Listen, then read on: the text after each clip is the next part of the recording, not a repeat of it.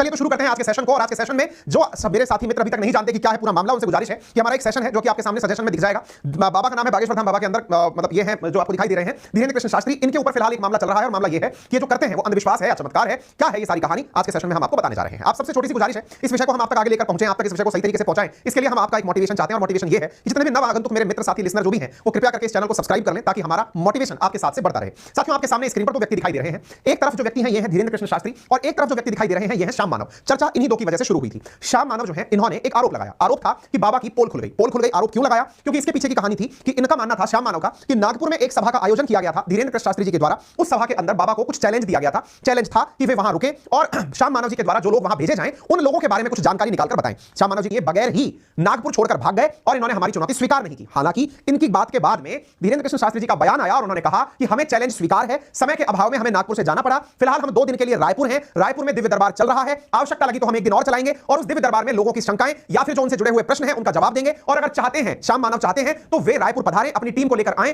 हम उनके बारे में सारी जानकारी बताएंगे, ना केवल उनके बारे में बताएंगे बल्कि उनके आने जाने का खर्च भी हम उठाने को तैयार हैं। ऐसा कहते हुए धीरेन्द्र कृष्ण शास्त्री जी के द्वारा अपना बयान दिया गया। अपने चैलेंज को देने के बाद उन्हें यह नहीं पता था श्याम मानव आएंगे या नहीं आएंगे, लेकिन धीरेन्द्र कृष्ण शास्त्री ने चैलेंज देने के बाद रायपुर में अपनी सभा का आयोजन किया। और जब अपनी सभा का आयोजन किया तो यह ओपन चैलेंज देकर किया कि मैं अब चुनौती लेने को तैयार हूं। जो भी व्यक्ति मेरे सामने आकर यह कहता है कि उसके बारे में कुछ बताया जाए तो यह ओपन चैलेंज है और मैं यहां पर सनातन धर्म का झंडा गाड़ता हूं और यह कहता हूं कि यदि किसी व्यक्ति को आकर मेरे समक्ष कुछ सवाल पूछने हैं तो उसका सदैव स्वागत है। और ओपन चैलेंज दिया गया मीडिया के सामने, सभी लोगों के सामने जहां हजारों की भीड़ उपस्थित थी और भीड़ के सामने इन्होंने ओपन चैलेंज देते हुए कहा कि मेरे सामने आकर बैठ जाइए, जो भी मेरे ऊपर अपने गुरुदेव की या बागेश्वर धाम बालाजी की कृपा होगी उनके आशीर्वाद से जो भी मैं उस व्यक्ति के बारे में बता पाऊंगा वो बताने की पूरी कोशिश करूंगा। अपने बारे में स्पष्ट करते हुए कहा कि मैं कोई जादूगर नहीं हूं, मेरे ऊपर जो मेहर होती है, मेरे ऊपर जो आशीर्वाद ईश्वर का आता है, जो मुझ तक सूचना ईश्वर खुद देते हैं वो मैं जनता को बता देता हूं। देखिए, चूंकि इनके द्वारा जो काम किया जा रहा है उस पर सामान्यतः किसी को विश्वास हो ही नहीं पाता कि कोई व्यक्ति कैसे संभव है कि हजारों की भीड़ में से किसी अज्ञात व्यक्ति को बुलाता है, अज्ञात व्यक्ति को बुलाकर उसके बारे में सारी जानकारी समक्ष प्रस्तुत कर देता है, उसका नाम, पता, घर का एड्रेस, घर में रखा सामान, उसके शरीर में हुई दिक्कत, सब कुछ वो व्यक्ति बता कैसे देता है हजारों लोगों की भीड़ के सामने। तो ऐसा करते हुए इन्होंने धीरेन्द्र कृष्ण शास्त्री जी ने अपने द्वारा पब्लिक में ओपन चैलेंज दिया दिव्य दरबार में। और ओपन चैलेंज देते हुए एक पत्रकार को बुलाया और पत्रकार को बुलाते समय इन्होंने क्या किया कि ओपन चैलेंज के अंदर जो पत्रकार बैठे थे उनमें से कहा कि जिस पत्रकार के चाचा का नाम ये हो वो मेरे सामने आ जाए। साहब, ये चाचा के जो पत्रकार हैं ये पहुंचते हैं और इनके साथ क्या घटनाक्रम हुआ वो मैं आपको अब आगे आने वाले घटनाक्रम में बताऊंगा। हुआ क्या, अब मैं आपको वो घटनाक्रम बताने जा रहा हूं जिसके कारण ये विषय वस्तु बनकर आई है। तो साहब, रायपुर की घटना है, एबीपी लाइव ने इस बात को कवर किया है। क्यों कवर किया है उसके पीछे का कारण बता देता हूं। असल में एक इस तरह का समागम आयोजित किया गया, दिव्य दरबार आयोजित किया गया। धीरेन्द्र कृष्ण शास्त्री जी के द्वारा भीड़ में बैठे हुए लोगों को आह्वान दिया गया कि जो भी व्यक्ति अगर भीड़ में से जिसके चाचा का नाम, यहां पर चाचा का नाम पुकार करके धीरेन्द्र कृष्ण शास्त्री जी ने कहा कि जिस व्यक्ति के चाचा का नाम, देखिए सुनी लीजिए, आप लीजिए, पत्रकारों ने जिनके चाचा का नाम रघुनाथ तिवारी हो, वो आ जाए। एक सुना देता हूं, हो सकता है आपको यहां से प्रॉपर तरीके से सुनाई दिखाई ना पड़ा हो। यहां पर शास्त्री जी के द्वारा भीड़ में, इतनी बड़ी भीड़ में आह्वान दिया गया कि जिनके भी चाचा का नाम ये हो वो पत्रकार उठ के सामने आ जाए। ये पत्रकार उठकर चले गए। इन पत्रकार के सामने ये कहा गया कि क्या आपके भाई का नाम ये है? इन्होंने कहा हां। क्या आपकी भतीजी का नाम ये है? बोले हां। क्या आपके भाई ने हाल ही में गृह प्रवेश किया है? बोले हां। इन तीनों बातों को बताने के बाद में ये पत्रकार खुद स्तब्ध रह गए और इन्होंने कहा कि मैं खुद 3 दिन से आपके दरबार में उपस्थित होकर के आपके सच को दुनिया को दिखाने का प्रयास कर रहा था। अर्थात अगर कुछ भी ऐसा मिले जिसमें लीकेज हो वो मैं दुनिया को दिखाना चाह रहा था। ये वो पत्रकार है जिन्होंने 1 दिन पहले भी शास्त्री जी का इंटरव्यू किया था और जानने का प्रयास किया था कि ये सब कुछ कैसे करते हैं। अब जैसे ही ये घटनाक्रम हुआ, इस घटनाक्रम के बाद में पूरे पंडाल में बैठे हुए लोग शास्त्री जी के सम्मान में तालियां बजाने लग गए कि आपने जान कैसे लिया। इतना ही नहीं, इन्होंने इनके बारे में एक और गुप्त जानकारी लिख करके अलग से रखी थी जो केवल इन पत्रकार को ही पढ़ाई गई और कहा गया कि आपके बारे में मुझे यह भी पता है और अगर ये सच है तो मैं बस माइक पर इसे नहीं बोल सकता, लेकिन ये स्वीकार कर लीजिए कि ये सच है। तो ये पत्रकार खुद स्वीकार करते हैं कि हां, जो आप बोल रहे हैं वो एकदम सही है। अब यहां तक होने के बाद में शास्त्री जी बोलते हैं कि आज के बाद मैं इस मंच से कभी भी अपना परीक्षा नहीं दूंगा। मैं आज आखिरी बार अपने मंच पर बैठकर परीक्षा दे रहा हूं क्योंकि लोगों ने मुझ पर आरोप लगाए, मैंने आपके सामने मीडिया के सामने परीक्षा दे दी। हो गया खेल खत्म। अब मुसीबत यहां के बाद शुरू होती है। क्या लोग साहब इस घटना को ट्रोल करने लगते हैं। ट्रोल करने क्यों लगते हैं? क्योंकि जिस पत्रकार ने ये सारी बातें आकर बताई या जिस पत्रकार को बुलाया गया था वो एबीपी न्यूज का पत्रकार है, तो इसमें कौन सी बड़ी बात है? असल में लोगों का दावा यह है कि जो बातें बताई गई, जिस पत्रकार के द्वारा यह कहा गया कि मैं बाबा के सामने खड़ा होकर के ये सब बातें बोल रहा हूं, तो कहा जा रहा है कि एबीपी वालों, पत्रकारिता के नाम पर आप कलंक हो, ये एजेंडा चला करके काम किया जा रहा है, क्या आपको शर्म नहीं आती? ऐसा कहा सुमित चौहान ने। ऐसे ही एक और है विनोद कापड़ी जो कि अपने आप को रिलिंग फिल्म मेकर बताते हैं और उन्होंने अपने द्वारा ऐसे ही कहा कि ये फर्जी चमत्कार लगाने वालों की जय जयकार करवाना पत्रकारिता के नाम पर कलंक है। इस तरह की बातें क्यों कही गई, इसके पीछे का कारण बताऊंगा, लेकिन आप दुनिया के ट्वीट देखकर इस पत्रकार के पीछे पड़े हुए लोगों को देख सकते हैं। पत्रकार और एबीपी न्यूज को ध्यान में रखकर लोगों ने भला बुरा कहना शुरू कर दिया। चलिए कोई बात नहीं, ऐसा क्यों कहा गया तो इसके पीछे का कारण बताता हूं। लोगों का कहना है कि इस पत्रकार के बारे में जो भी जानकारी दी गई, क्योंकि बाबा ने मन की बात जान ली, तो इसके पीछे का कारण क्या है अब वो जान लीजिए। लोगों का कहना, यानी जो ये जो लोग पीछे पड़े हैं कि गजब का टोपीबाज है, जैसे ये है वैसे इसके अनुयायी हैं, इधर कोई विनय कुमार है, वो सब इनके बारे में पीछे पड़ गए बाबा के। और बाबा के बारे में क्या कहा इन लोगों ने? इन्होंने कहा कि जो ज्ञानेंद्र तिवारी नामक पत्रकार है, इस पत्रकार के अगर फेसबुक प्रोफाइल पर कोई जाएगा तो फेसबुक प्रोफाइल पर जाने पर उस व्यक्ति के परिवार पर अगर कोई जाकर ढूंढेगा तो फैमिली मेंबर्स में राघवेंद्र तिवारी का नाम लिखा हुआ है। इसका मतलब यह हुआ कि बाबा ने फेसबुक से इसका नाम और इसके भाई का नाम निकाला है। इतना ही नहीं, फेसबुक पर अगर जाओगे तो पता चलेगा ज्ञानेंद्र तिवारी ने कुछ दिन पहले अपने बड़े भाई साहब के गृह प्रवेश का जो दिन है उसको याद किया था, वो बोले उनके फेसबुक पर डाला हुआ है। इतना ही नहीं, इनके जो बाबा है जिनका नाम है भृगुनाथ प्रसाद तिवारी, चाचा जिनका नाम लिया गया है, उन चाचा की भतीजी जो है उनका चाचा जी ने फेसबुक से ढूंढे हुए थे और उन्हें बताकर दुनिया के सामने दुनिया को बेवकूफ बनाया गया। उसके बाद क्या था, जैसे ही ये बात बाहर आती है लोगों का आरोप बाबा के ऊपर लगाया जाता है कि साहब ये सारी बातें मतलब उनके, देखिए इस घटनाक्रम में जिस बात को लेकर बताया गया है कि बाबा फेसबुक से देख करके दुनिया के सामने सारा डेटा दे रहे थे। नंबर एक, सबसे पहले यहीं से शुरू कर लेते हैं कि अगर फेसबुक से देखकर बाबा दे रहे थे तो सबसे पहला तो आंसर यह है जो मेरी तरफ से है कि बाबा ने अगर फेसबुक से देख करके भी जवाब दिया, भाई सीधी सी बात है ना, अपन तो एक सिंपल साधारण नागरिक की तरह बात कर लेते हैं, आप और हम कोई ना तो पत्रकार है ना कुछ है, सर्वसामान्य की तरह अपन बात कर लेते हैं। भाई साहब अगर बाबा ने फेसबुक से देख करके भी जवाब दिया ना तो भी ये बाबा है ना हम सबसे ऊपर का बुद्धिमान आदमी है।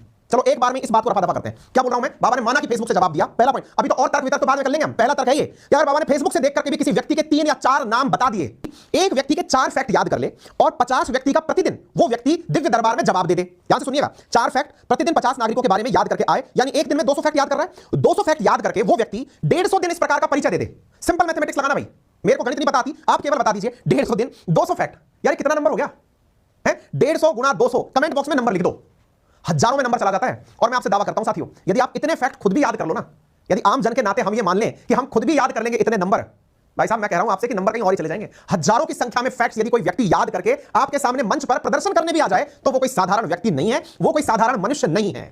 नंबर 30,000 पार हो रहा है। मैं कह रहा हूं तर्क करने वालों से एक बेसिक तर्क कर लीजिएगा कि ये बाबा मान लिया कि एक बार के लिए रट के फेसबुक से आया है, मान लो भाई, ठीक है, 150 दिन देश दरबार लगाता होगा, 50 फैक्ट। अब मैं कह रहा हूं 30,000 का नंबर 1/3 कर दो, 10,000 और 1/3 नहीं 1/10 कर दो यार, 3,000। मैं कह रहा हूं 3,000 फैक्ट एक स्टूडेंट के नाम पर आप याद करके दिखा दो।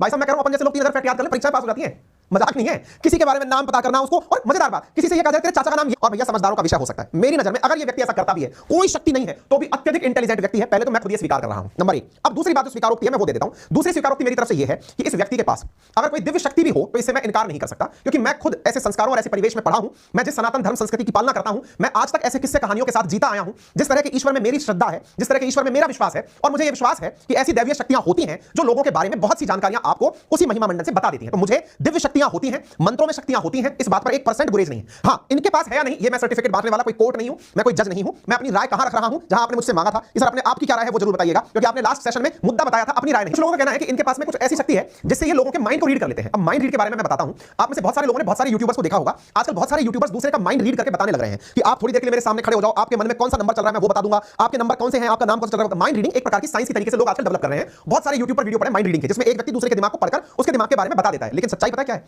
माइंड रीडिंग करने के लिए फेस को टकटकी लगाकर देखकर ये बताना बहुत टिपिकल टास्क होता है, बहुत प्रोसेस वाला पार्ट होता है। आप फेस को थोड़ी देर के लिए इग्नोर कर जाएंगे, गलत आंसर दे जाएंगे। ये जो शास्त्री जी हैं ये सामने वाले व्यक्ति को केवल देखते हैं क्षणिक भर और जो जानकारी देते हैं। कुछ लोगों का कहना है साहब ये है ना अपने आदमी बिठा के रखते हैं, इनके आदमी इनको बताते हैं, क्या बताते हैं कि फलाना सिंह आएगा, उसका नाम ये है, उसके पेट में दर्द है, उसके चाचा का नाम ये है, उसके साथ यूं होता है। इनके अपने आदमी है जो ऐसा बिठा के बताते हैं। भाई मैं आपसे कह रहा हूं, मैं आपको पढ़ाता भी हूं ना, मैं आपको कितने फैक्ट याद कराता हूं, क्या मेरे बताए हुए फैक्ट आपको याद हो जाते हैं क्या? अगर ऐसा हो जाए ना कि आपको मैं पेपर में जाने से पहले आपको 200 फैक्ट रटा के भेजूं कि देख सुन ऐसा ऐसा फैक्ट है याद करके चले जाना, नहीं होता यार। और रोजाना का काम हो तो बिल्कुल नहीं होता भाई। और सबसे इंपॉर्टेंट बात, जो आदमी पूरे टाइम लोगों से घिरा हुआ है, हर आंख उसके चमत्कार का सच ढूंढने के लिए घूम रही है, तो वो आदमी कितनी लॉबिंग कर लेगा भाई? ज्यादा से ज्यादा क्या होगा, आप में से कुछ लोग ये मानेंगे कि इन्होंने अपनी एक टीम बिठा रखी होगी, वो टीम इनको बताती होगी सर वो फलाना अपन का वो आएगा, उस नंबर का आदमी है ना, उसका नाम ये है, उसके पेट का नाम ये है, उसके पेट में दर्द है, वो परेशान है।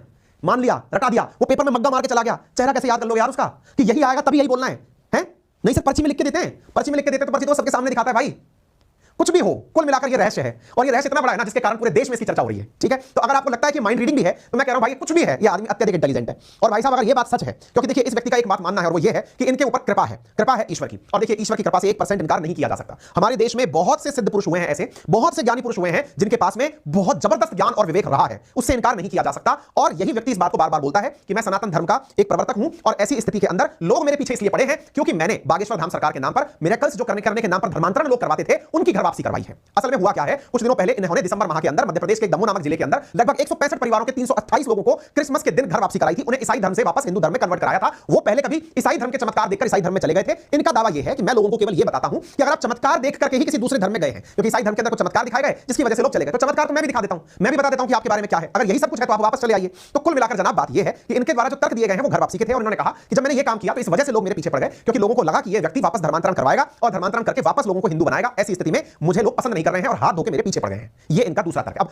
क्या सही क्या गलत, अगेन मैं आपके ऊपर छोड़ता हूं। मैंने इसमें अपना जवाब क्यों दिया, उसके पीछे का बहुत बड़ा कारण था, ये वो धर्मांतरण के समय की तस्वीरें हैं, क्योंकि आप में से बहुत सारे साथियों ने लास्ट टाइम वाले कमेंट बॉक्स में ये चीजें पूछी थी, कईयों ने मुझे मैसेज तक किए, आपने अपनी बात क्यों नहीं बताई, आप क्या सोचते हैं, आप तो साइंस के बालक हैं। मैंने कहा साइंस अगर थोड़ी भी तार्किकता देती है तो उससे मेरे दिमाग में तो एक आंसर आता है कि यदि ये व्यक्ति 3000 फैक्ट भी अगर साल भर में याद कर लेता है ना भाई, तो आईएएस मटेरियल है, ठीक है ना। ये हल्का आदमी नहीं है, इतना फैक्ट भी याद कर ले। पहली बात तार्किकता की आती है। दूसरा बात आती है धर्म के नाम पर आई सिद्धियों की। मैं स्वीकार करता हूं सिद्धियां होती हैं, अगर इनके पास है या नहीं ये मैं दावा नहीं कर सकता, क्योंकि मैं कोई जज नहीं हूं, मैं कोई प्रत्यक्ष प्रमाणी नहीं हूं जो वहां जाकर के प्रूव करके आया हूं। इसलिए मैंने अपनी तरफ से दोनों बातें आपके सामने रख दी, उनका पक्ष भी आपके सामने रख दिया, लोगों का पक्ष भी आपके सामने रख दिया, ठीक है। और यदि आपको लगता है कि इतना ही आसान काम है ना, करके देख लो यार, करके देखने में रोक थोड़ी रहा है। एक काम करो, आपके अपने दोस्तों के एक बार के लिए, क्योंकि यदि ये काम इतना आसानी से आपकी समझ में आ गया तो खुद से करके देख लो, क्या ऐसा संभव है क्या, है ना। अगर होता है तो आपका भी काम चली जाएगा, आपके भी लोग दीवाने हो जाएंगे, आपके भी पैर छूने के लिए मंत्री जी चले आएंगे, है ना। कुल मिलाकर बात ये है। और बाकी तो भैया देखिए, आपका प्यार हमारे लिए मायने बहुत रखता है। हमारे लिए तो आप, इनके तो लाखों की भीड़ उमड़ती है, हमारा छोटा सा परिवार है और उसको आपका साथ की जरूरत है। साथ इतना सा है कि आप एक बार के लिए हमारे सेशन में पधार चुके हैं, इतना लंबा सुन चुके हैं, तो चैनल को आई गए हैं तो सब्सक्राइब भी कर जाइए, जिसका कोई पैसा नहीं लगता है। आपके कॉर्नर पर एक सब्सक्राइब का बटन दिया हुआ है, उसे आप दबा दीजिए। सेशन में प्रेजेंट हैं हजारों की संख्या में, 21-22 हजार लोग उपस्थित हैं। वीडियो को लाइक करने का कष्ट कर दीजिए, साथियों से साझा कर दीजिए।